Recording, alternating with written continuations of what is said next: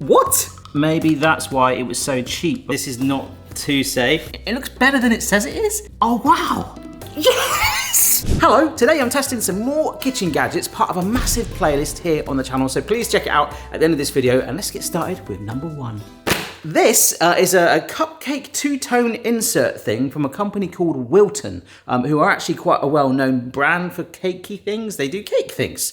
Yes. I'm hoping that is fairly self-explanatory in that it's kind of like a funnel thing for your cupcake batter. And on the back there, can you see you've got these different options where you can make really cool looking centers. So essentially, we just need some cupcake batter, which I've already got, and we're gonna dye it. I've got 4 different food dyes here, so this should look pretty cool. Got some cupcake cases, and this is where I thought it might be its fault, okay? Because I've never really assessed cupcake pans that much, and this is just the 2 that we have here. It fits really perfectly. So I don't know if there's this sort of symmetrical agreement with every manufacturer of cupcake pans, but it does actually work. These might be the strangest looking cupcakes. I'm not really gonna decorate them with frosting or anything like that, but what we can see, it's got this thing here, so you're gonna have a wall around it, which is where this outer part creates it. And it's this funnel bit in the middle where you can stack the layers to get, that's 3 in that one there, or even just 1 solid one. So I think we'll just play around with it and maybe just see what happens. Well, that's what we're doing.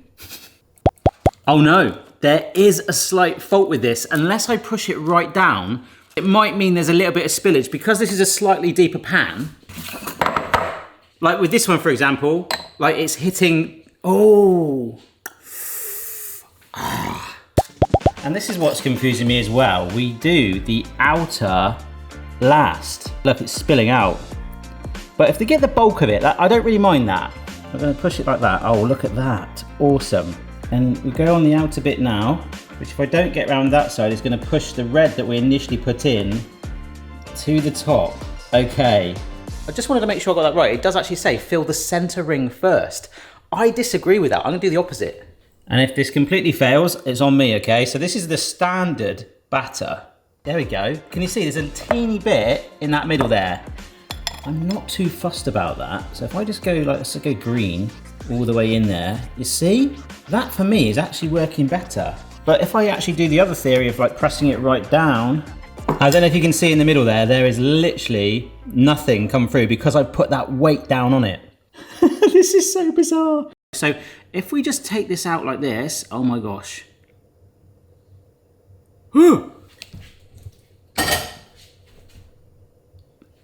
What? Well, I'm not actually worried about that so much. It's just more the food dye that I just splattered on my cupboards. Oh my gosh. But I think by lifting it out fairly Taylor Swifty, well, I've never used that pun before and I never will again, it's probably kept it in there. But before the oven preheats and I get rid of all this batter, we've got one other gadget to try, which is on brand. So this by Artisan Baking Tools is a reusable, that's great, don't want a one-use cake thermometer. It's a thermometer where the tip will change color when your cake is ready. Kind of like a budget, meat thermometer or something like that. We know when you shove it into the meat. This is the same thing. For perfect cakes, each time you bake, reusable hundreds of times.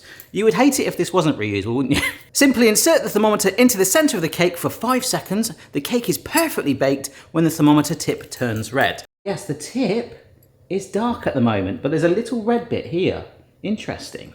All right, that's been in there about 10 seconds. If that was red, that would be amazing. So that is quite clearly covered in cake. Yeah, look, definitely still dark. Right, we're gonna have to part bake these cakes to test this out. Rather than 12 minutes of baking it, about 6 minutes, we're gonna take it out and see what the thermometer says. I don't think they're gonna be baked. Thank goodness I've got my thermometer. 5 seconds in there. 1, 2, 3, 4, 5. Well, we've got to give it some credit. That's still not red. Well, you could see that anyway. All right, so whilst that's finishing off in the oven, I picked this up from a bargain bin for £2, along with another one, the same brand, which I'll probably put on the next video. This is a 3-in-1 vegetable and fruit cutter. I've seen these things before. We've done one on the playlist here. However, this one, if you look at this here, you can change the center so you can do different slices. So whilst they finish off baking, we'll try and show those 3 now. Right, we're gonna need to wash it. Nice little coaster. So this is an apple corer and slicer, like wedger, which you can also use on potato. That would give you wedges. However, this is a chipper. So we would just slide that on to make chips. And then this more interesting one is one for a mango. So this is the one I'm least expecting to do brilliantly. Okay, and then let's just go for it. We'll start with the easy one then. So this is the main holster thing. It's quite strong actually. However, most of this now could probably be 3D printed at home. So this one, apple corer. Oh, love it. And like I said, you can do potato wedges with that so simply. Oh, to be fair, that's just the only thing I don't like about it. That's quite rigid. It's good that it's like that and like quite tough because you don't want that blade flying off, but at the same time trying to take it off, and my hand then was quite close to those blades. Like, yeah. Maybe that's why it was so cheap, but again, oh my gosh, I don't feel comfortable. I'm gonna have to use a tea towel to lock that in. Look, my hands, if not, my hands are running along the top of those blades. Anyhow, from potato wedges to chips.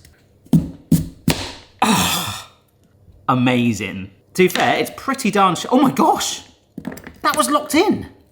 Okay, now I'm starting to understand why they might be trying to take this back to the drawing board. That was not fully, what? Oh, I've got to just check my cupcakes a minute, hang on. Oh wow, oh my gosh, what's happened there? Quite the explosion. Let's see, let's get this in there.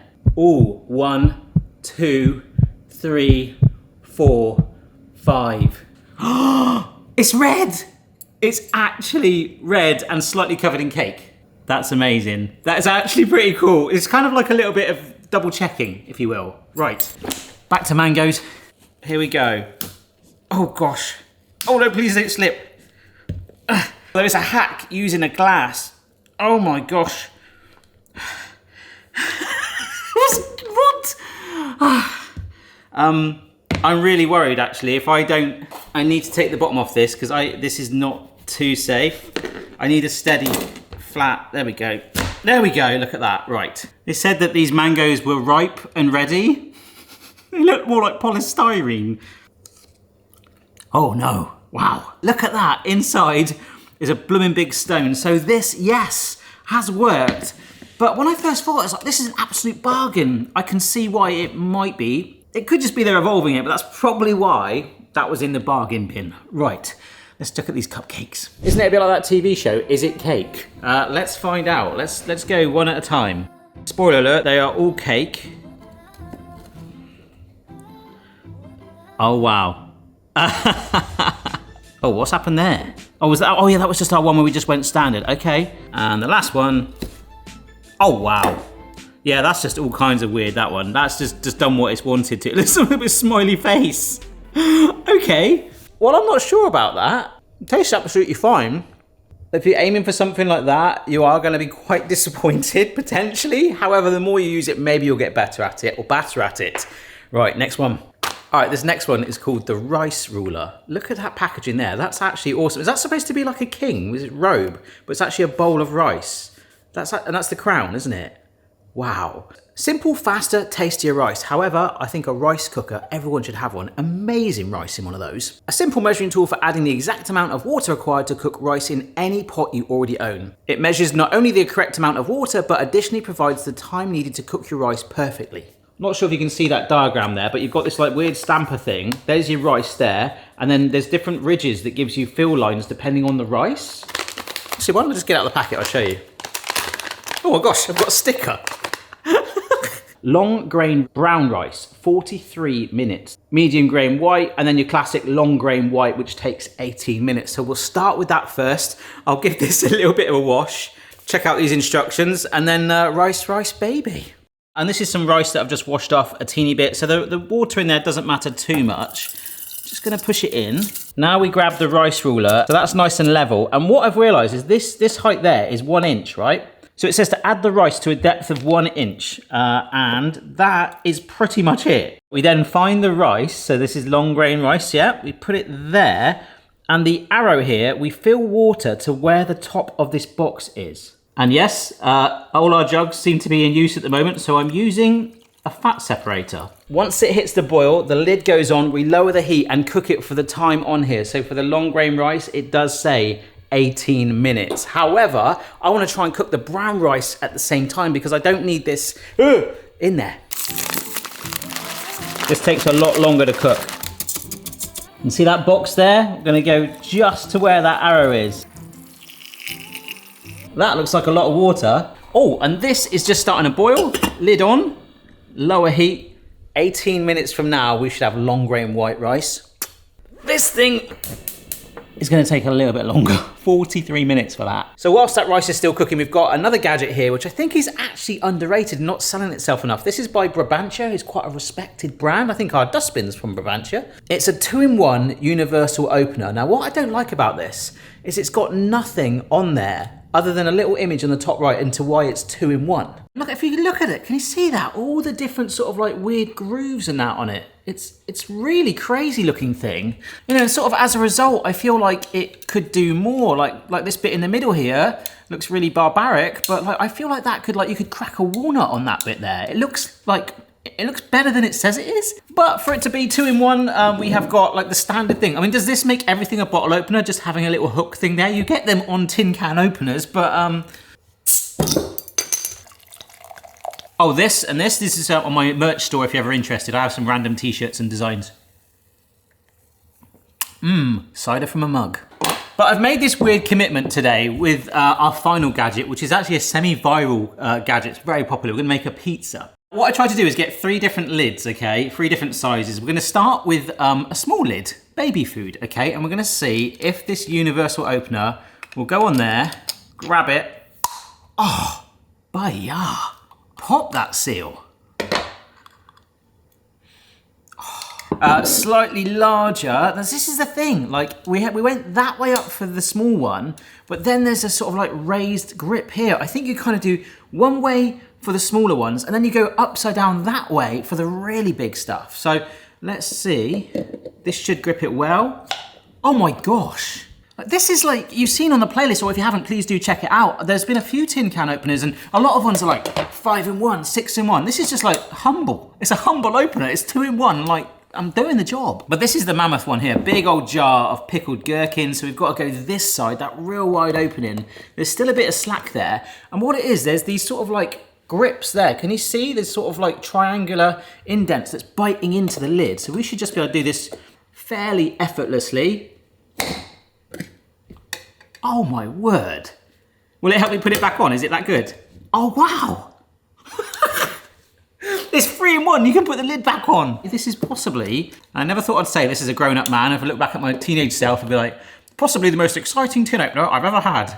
That's actually all right. This rice is well rested now. This one just needs to come off the heat a little bit. I don't know if you can see there, those indentations. It looks like little finger marks where the water has burst through the rice. So heat off of that now, just to cool it down again for 10 minutes, and we'll see what this tastes like. Okay, my first reaction is it's nice and fluffy and steamed. My second is that it's not burnt on the bottom. Oh, it's really good. It's light and fluffy and not stuck together. I'm actually really relieved by that. I was really worried I was gonna burn the pan. Okay, and now the brown rice. Oh my gosh. So whenever I have this normally, it's like you bite into it like, oh, it looks cooked. And then you're like, ooh, it's like a bit firm. Hence the 43-minute cooking time. Yep. I can't say it tastes identical to this because these different rices have like a different sort of like texture profile anyway. Slightly more grainy, but fluffy, steamed. There's just good texture to it. Really good. From that to a very strange pizza. This final gadget, I'm very, very excited to use.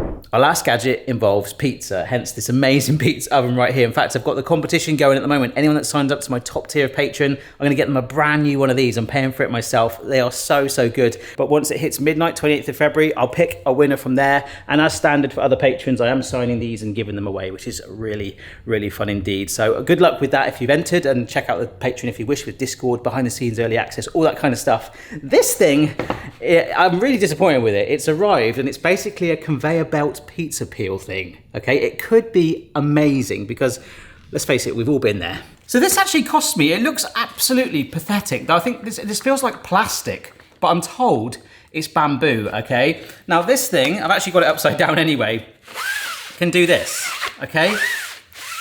It's basically a way of lifting pizza. So imagine you've built a pizza. If you're doing it in the oven on a tray or even a frying pan, you can build it in there, no problem whatsoever. However, sometimes you build a pizza and then you try and lift it up and it just goes bleh. This is where it's supposed to help. This is what I'm talking about. This is a situation now. I'd be like, oh no, I've built this amazing pizza. And then no matter what you do to try and lift it, it just doesn't get it right. But what we're supposed to do is put this to the front, tuck this, oh gosh, lift the pizza up like that, and then go like this.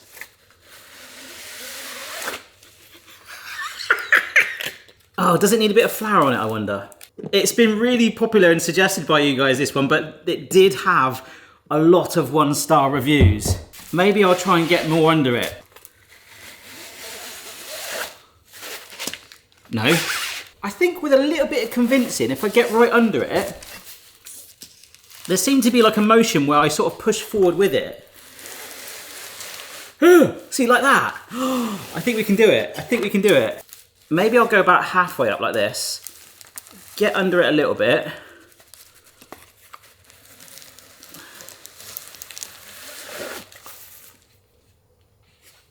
Yes! That worked and it hasn't misshaped at all. Wow, I'm really worried with how hot this pizza oven gets. If any of this touches it, that's gonna ruin it.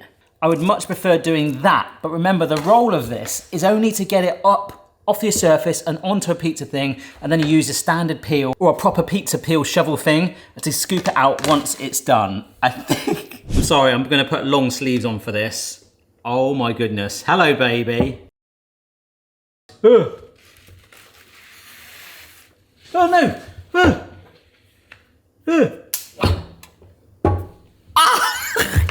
I think that worked. I really think it needs flour on it though. That might be why it's had so many 1-star reviews. Pepperoni, gherkin, applesauce, pizza. Ah! Huh. Oh! Mmm!